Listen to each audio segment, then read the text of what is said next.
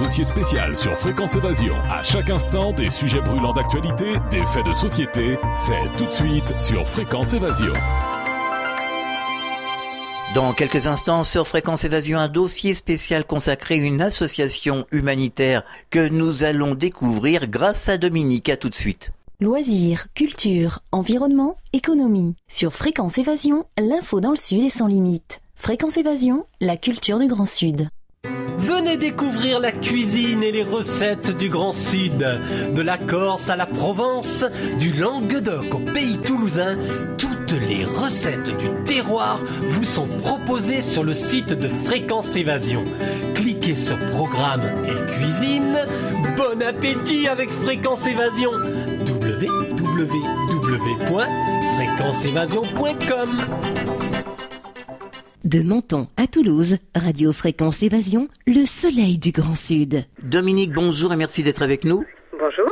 Alors, vous êtes vice-présidente d'une association humanitaire que nous allons découvrir ensemble, l'association Runtan, c'est ça ? Tout à fait, Runtan. Runtan, voilà. Runtan. C'est bien ça. Alors, depuis quand existe cette association et quels sont ses objectifs ? Ah, ce sont des objectifs très particuliers. C'est-à-dire que cette association existe depuis peu. Elle a été créée au mois d'avril 2014, après un retour sur Madagascar de 2 mois entre décembre et janvier dernier. Mais elle est mûrement pensée depuis près de 2 ans. Donc, l'objectif de cette association est tout simplement d'installer une exploitation de spiruline. Spiruline, c'est une algue qui a des vertus nutritionnelles extrêmement importantes pour lutter contre la malnutrition d'une ethnie bien particulière, une ethnie qui est une des 18 ethnies de Madagascar qu'on appelle les Antaboks. Alors, on va faire une parenthèse. Est-ce que vous pouvez nous parler justement plus en avant de la spiruline ? Oui, la spiruline, c'est quoi ? C'est une petite algue qui prolifère dans les eaux un peu saumâtres et qui contient pratiquement tous les composants d'un aliment complet idéal pour l'alimentation. Protéines, vitamines, sels minéraux, glucides, pigments, oligo-éléments, tous les acides gras essentiels, tout ce que l'on a besoin pour être en bonne santé en fait. Alors il paraît que c'est un désintoxicant. Aussi. Il sert pour beaucoup de choses. On peut s'en servir pour la santé, pour tout ce qui est entretien de la peau, dans le domaine cosmétique. On peut s'en servir pour plein de choses. Il est extrêmement puissant et surtout inconnu. C'est ce qui est un petit peu dommage. Oui, tout à fait. Alors, vous travaillez sur des projets éducatifs. Quel est votre travail sur le terrain et quelles sont les difficultés que vous rencontrez avec ces populations ? Les difficultés qu'on rencontre sont énormes. Pour la bonne raison, c'est qu'aujourd'hui, je dirais que tout adhérent potentiel n'a plus confiance dans une association humanitaire. Pour la bonne raison, c'est qu'il y a eu beaucoup de problèmes dans le passé, des détournements d'argent, des choses comme ça. Ce qui fait que quand vous arrivez avec un projet qui tient la route et qui est là, les gens sont très contents, ils découvrent votre site, ils participent, mais ça s'arrête là. Je comprends, ça, c'est un gros problème aujourd'hui. Voilà, il faut vraiment montrer patte blanche ce que l'on montre. Il n'y a vraiment que les gros partenaires potentiels vers qui on essaye de se tourner pour être aidés et pour être connus surtout, qui eux se rendent compte de l'importance du projet. Alors comment arrivez-vous justement à les convaincre ?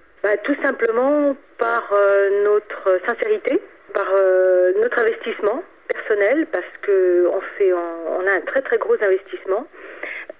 Et puis surtout par l'allure du projet qui étonne pas mal de monde. Et nous savons de source sûre aujourd'hui que malgré tous les problèmes politiques qu'il y a eu sur Madagascar par le passé, aujourd'hui, avec les nouvelles élections de début d'année, on se tourne vraiment vers une ouverture sur le social. Ce qui fait que notre projet arrive, je dirais, à brûle-pourpoint et va dans le sens de ce que l'on veut faire pour la population. Alors sur votre site, j'ai pu relever un article qui parle des jumeaux maudits. Absolument, c'est notre but. Ouais. Justement, vous pouvez nous en parler plus en avant ? Oui, bien sûr. Alors, les jumeaux maudits, c'est quoi ? Alors, vous savez qu'il y a 18 ethnies à Madagascar. Alors, pour bien comprendre l'ethnie des Antaboks, à Madagascar, vous savez qu'il y a une variété de paysages et d'hommes aussi, notamment dans les origines, qui donnent vraiment le ton à l'ambiance de cette grande île, que l'on appelle le 6e continent. 23 millions d'habitants, 18 ethnies différentes. Donc, ce qui, automatiquement, ces 18 ethnies, c'est depuis l'annexion française de 1896, ça date pas d'aujourd'hui. Ceci dit, ça apporte une diversité de religions importante, hein, qui implique justement à se tourner vers cette ethnie qui sont les Antaboks et qui remonte, à leur arrivée, remonte sur Madagascar au XIVe siècle.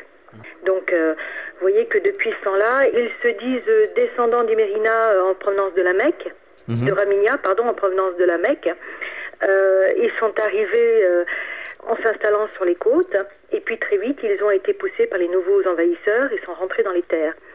Et il y a, depuis ce temps-là, une légende qui dit qu'en reculant vers les terres, le roi des Antaboks a oublié un de ses enfants. Donc, revenant le chercher, naturellement, l'ennemi l'attendait et va le massacrer. Donc, tout le peuple Antabok va tenir pour responsable ses jumeaux, sans faire de distinction de sexe. Absolument pas. Donc, ce qui va se passer, c'est qu'aujourd'hui, et depuis la nuit des temps, depuis cette légende, eh ben, tout simplement, tous les chefs coutumiers des villages Antabok partent du principe que, comme ils sont, vous savez, ils ont des religions différentes sur cette île, mais ils ont quelque chose de tout à fait commun à tous, c'est les croyances et le respect des ancêtres. Ah, ça, c'est une bonne chose. Absolument. Mais ça peut être bon, comme ça peut être mauvais. Ah, pourquoi ? Parce que là, c'est le retour, puisque depuis la nuit des temps, les ancêtres avaient dit qu'il ne fallait absolument pas garder les jumeaux depuis cette légende.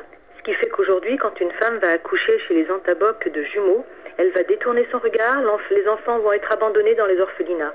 Ah oui, avec là, beaucoup de chance. C'est dramatique. Parce qu'à l'époque, on les mettait dans les étables pour être piétinés par les ébus. Oh là là, oui. Voilà. Mais c'est un rituel qui perdure et qui a la peau dure, hein, puisque les chefs coutumiers, ce sont des gens qui vont respecter naturellement la loi des ancêtres, mais qui surtout, leur parole n'est absolument jamais contestée. Oh, oui, oui. Mais le gros problème, c'est qu'il faudrait que ces gens-là se remettent un peu en question pour certaines choses, quoi. Vous savez, se remettre en question, bien sûr, mais tout ce qui est problème de rituel, d'ancêtres et de coutumes, je pense que c'est un sujet très délicat, même peut-être comme c'est la seule ethnie, oui et non, puisqu'il y a une deuxième ethnie qui sont les Antémoro et qui sont, eux, une ethnie qui a abandonné un des deux enfants seulement. Et aujourd'hui n'existe pratiquement plus, mais les Antaboks, ça perdure, et c'est très très difficile d'aller contre ça. Même pour le gouvernement, qui se rend bien compte qu'il y a un gros problème avec ça, mais qui en même temps, ces enfants sont un peu abandonnés par leur pays aussi, parce que, voilà. Oui. C'est très délicat. Oui, je me doute. Alors donc, votre association est basée dans le Val d'Oise, je crois. Dans le Val d'Oise, on est à Montmorency, dans le 95. Dans le 95. On est mitoyen avec Anguin-les-Bains, si vous connaissez. Oui, proche de Daumont. Absolument. Voilà.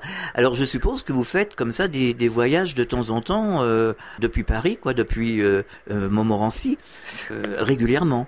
Oui, bien sûr. Oui. Alors comment ça se passe justement et pourquoi y allez-vous exactement ? Quel est le travail que vous effectuez à chaque voyage ? Quand on va à Madagascar ? Oui.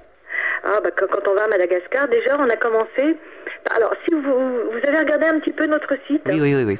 Alors on explique le pourquoi. Alors que je vous explique. Le président de notre association, Marc, est d'origine malgache, est né à Anguin-les-Bains justement.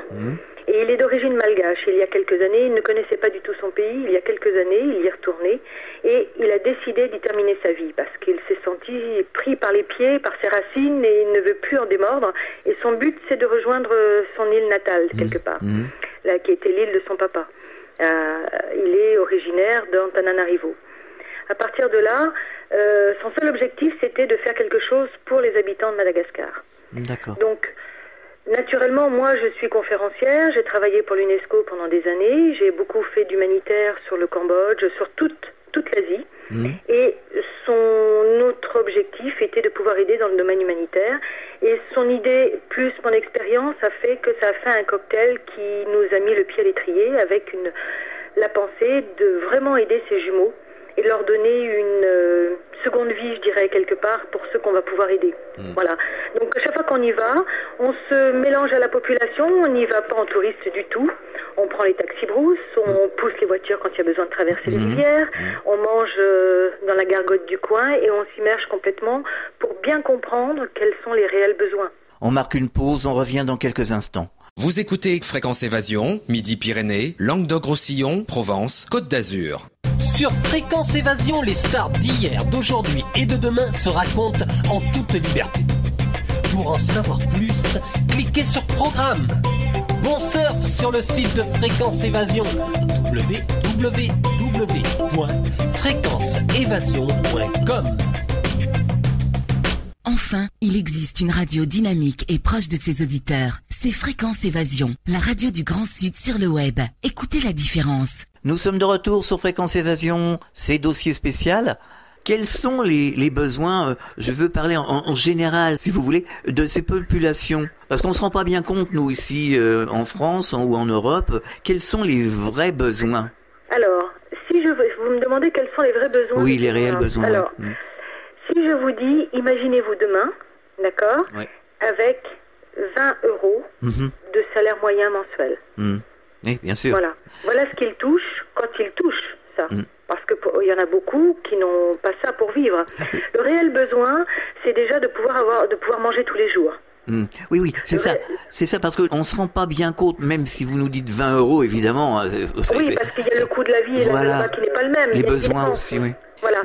Mais le problème premier, c'est de pouvoir les faire manger tous les jours, de pouvoir avoir accès pour tous les enfants à l'éducation également. Vous savez, quand on a commencé à regarder un peu ce qu'on pouvait faire au niveau de l'éducation, on s'est un petit peu renseigné et on s'est rendu compte par des comptes rendus qui sont tout à fait officiels que le problème de l'éducation de Madagascar au niveau de l'éducation des enfants, c'est que tout leur programme date de la colonisation française. Donc aujourd'hui, il n'est plus du tout adapté par rapport aux besoins qu'il y a. Souvent, les parents n'ont pas les moyens d'envoyer leurs enfants à l'école parce que ça se paye là-bas. Oui. Voilà. Il y a des charges, ne serait-ce que dans la tenue des enfants, ils sont en uniforme, ça n'est pas donné, ce que l'on n'a pas ici, par exemple. Et puis si l'enfant a besoin de faire des kilomètres à pied, il ne peut pas manger. Il n'y a pas de cantine. Bien sûr. Donc tout ça, ça empêche. Et on sait très bien que la première chose à faire si on veut qu'un enfant aille à l'école, c'est de pouvoir lui donner un repas, sinon il ne viendra pas. Tout à fait. Donc tout ça, ça fait que ce sont les besoins qu'ils ont aujourd'hui et c'est ce que l'on va essayer de leur donner. Et au niveau soins médicaux? Soins médicaux, c'est très difficile. La plupart des hôpitaux n'ont pas de moyens. Vous savez, ils attendent beaucoup des aides extérieures. Ils n'ont pratiquement rien sur place. La plupart des gens qui ont besoin de se faire soigner, ceux qui ont les moyens vont à La Réunion à côté. D'autres viennent sur la France. Mais pour ceux qui n'ont pas les moyens, il est très difficile d'être pris en charge. Pratiquement impossible. Alors, quels sont les besoins de l'association et comment peut-on faire pour vous aider? Alors, comment faire pour nous aider? Parler de nous, ça c'est très important parce qu'on a besoin de se faire connaître. Bien expliquer que nous, notre but, c'est tout simplement de pouvoir monter cette ferme qui n'aura pas que la spiruline. La spiruline est je dirais, le centre de notre activité. Mais nous allons également développer le Moringa oleifera. Expliquez-nous. Le Moringa oleifera. Le Moringa oleifera est un petit arbuste qui pousse très très vite, de près de 8 mètres au bout d'un an d'avoir été planté, et a pratiquement les mêmes vertus, si ce n'est plus que la spiruline. Ce qui permet, si vous voulez, quand on va proposer des embauches, parce que le but est de former les gens pour pouvoir leur donner un avenir correct, c'est de pouvoir travailler toute l'année. Puisque la spiruline étant une partie de l'année, le moringue pourra prendre la relève le reste de l'année. Alors au niveau de la spiruline, j'ai entendu dire que ça désintoxiquait et ça chassait les métaux lourds du corps. Par contre, ça a aussi la particularité, paraît-il, de les capter. Alors si la spiruline est cultivée dans des endroits pollués, vous voyez ce que je veux dire. Non. Nous, on les pollue. Pardon. Vous m'avez orienté vers quelque chose de moche, là. Oui, c'est un piège. Qui n'est pas révélateur, ceci dit. Alors, on va construire des bassins où l'eau sera purifiée naturellement. Parce qu'en fait, quand j'appelle l'eau saumâtre, c'est pas de l'eau saumâtre, c'est pas de l'eau sale, c'est de l'eau qui est montée à 40 degrés naturellement. Et où cette petite algue verte qui n'est absolument pas visible à l'œil nu va pouvoir proliférer. D'accord. Une culture de spiruline, une fois qu'on a mis les souches, elle se fait au bout de 8 jours. Ça pousse assez vite, ça se cultive Absolument. assez vite. Absolument. Au bout de 8 jours, alors il suffit tout simplement, après de la transvaser, de récupérer, de le passer dans des tamis. Au bout de 8 jours, on récupère la spiruline au fond d'un tamis très serré. Après, on le passe sous presse pour enlever le maximum d'eau. On récupère une sorte de pâte épaisse. Et puis on le fait sécher en spaghetti dans un four ou au soleil. Et puis après, on le réduit en poudre et il est consommable pendant 2 ans. Alors, vous avez un site internet. Déjà, vous allez nous rappeler l'adresse de votre site internet? Absolument. L'adresse de notre site internet, c'est www.runtan. Alors, j'épelle parce que ça ne se prononce pas comme ça s'écrit. ROHONTAN. TANY.com. Qu'est-ce que l'on peut trouver sur votre site? Alors vous allez déjà nous découvrir, toute l'équipe qui va, le président, la vice-présidente, on sera nous sur place, c'est nous qui allons mener ce projet sur Madagascar. Et puis ensuite vous allez découvrir les deux autres personnes qui sont la trésorière et la secrétaire.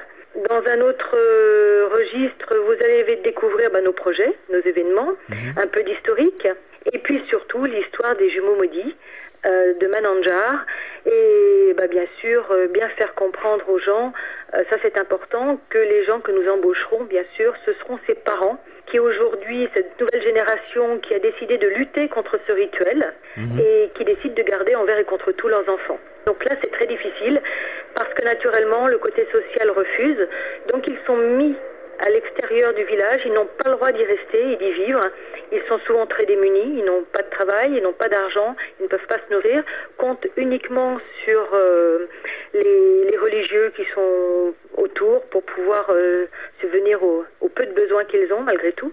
Et puis ces gens-là, on espère bien pouvoir les former, leur donner un nouvel avenir, un nouvel essor, et puis pouvoir s'occuper de l'éducation de leurs jumeaux. Donc beaucoup de travail en perspective. Absolument. Et vous me demandiez comment on pouvait nous aider, tout simplement à travers le fait qu'on va nous découvrir, peut-être adhérer naturellement, parce que sans nos adhérents, on n'est rien, on n'existe pas. Et puis nous recherchons surtout activement des partenaires qui veuillent bien nous accompagner dans cette aventure. Est-ce que vous auriez quelque chose à ajouter? Est-ce que vous auriez un message adressé aux auditeurs particuliers? Mais je dirais que découvrir Madagascar aujourd'hui, parce qu'on s'aperçoit que beaucoup de gens ne connaissent pas Madagascar, je dirais ne pas juger trop vite ses parents qui abandonnent leurs enfants, parce que on n'est pas là pour les juger, on est là pour essayer de comprendre et comment les aider, parce que même eux, souvent, ils déposent leurs enfants le cœur meurtri, mais comme leurs ancêtres leur disent depuis toujours, si vous gardez les jumeaux, quelqu'un mourra chez vous ou votre famille sera anéantie, elles n'ont pas vraiment le choix. Donc ne pas juger trop vite, et puis essayer, plus on est d'adhérents, plus on avance, plus on peut faire de choses pour eux, plus vite notre projet sera mis en place, et puis naturellement tout en transparence, parce que nous avons deux devises très importantes. La première devise est « Apprends-moi à faire seul », parce qu'on n'est pas là pour donner, on est là pour apprendre. Ouais. Ça, c'est une chose importante. Et la deuxième devise, elle s'adresse naturellement à nos adhérents, qui est « On vous doit des comptes ». Oui, c'est vrai. Puis on en a bien besoin par les temps qui courent, avec tout ce qu'on entend. Absolument, et surtout tout est en transparence et chaque don, chaque montant qui sera versé sur l'association sera naturellement mis à jour, et sur le site on verra toujours à quoi il correspond dans l'avancement de nos projets, naturellement. Oui. Alors nous sommes accompagnés, nous ne sommes pas seuls, puisque sur ce projet nous avons une grande fondation qui s'appelle Antenna Technologies, que nous avons découvert depuis longtemps, qui nous accompagne et qui va nous accompagner sur 1 an après la mise en place de notre projet sur site, et qui a déjà mis en place plusieurs fermes de spiruline sur le territoire malgache. Ah oui, alors il y en a combien déjà des fermes de spiruline? Alors il y en a 3, Ansirabé, et il y a Rangen et Fianaransu. Bientôt Manandjar, j'espère. D'accord, vous nous tiendrez au courant. Oh, bien sûr, avec grand plaisir. Dominique, merci d'être passé au micro de Fréquence Évasion. C'est avec grand plaisir. À très bientôt et bonne chance pour la suite en tout cas. Merci bien. À bientôt, au revoir. Au revoir. Fréquence Évasion.